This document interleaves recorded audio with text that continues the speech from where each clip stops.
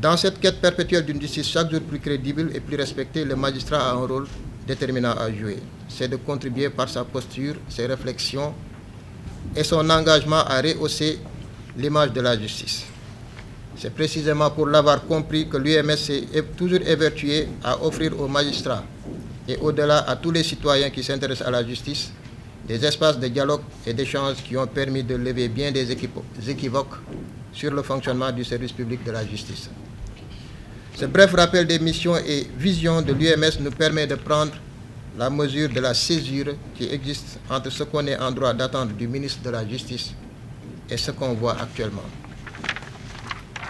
L'existence dans un pays d'une organisation telle que l'UMS, qui regorge de femmes et d'hommes de valeur, disposés à contribuer au renforcement du système judiciaire, est une chance. Mais encore faut-il en avoir une claire conscience ou tout simplement la volonté d'en tirer profit. Les événements récents survenus dans notre pays permettent d'en douter.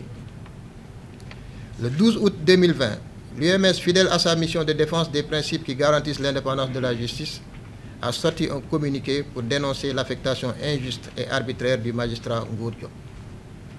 Depuis lors, M. le garde des Sceaux, outré par l'indépendance d'esprit de l'UMS, a décidé de lui faire payer son audace, et en s'en prenant à notre union par divers moyens.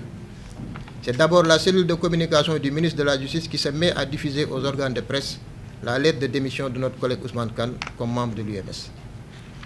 Ce fut ensuite la saisine de ligage pour faire entendre le président de l'UMS pour des propos tenus relativement à une affaire définitivement jugée au moment où des magistrats connus pour leur proximité avec le régime mènent en toute illégalité des activités politiques.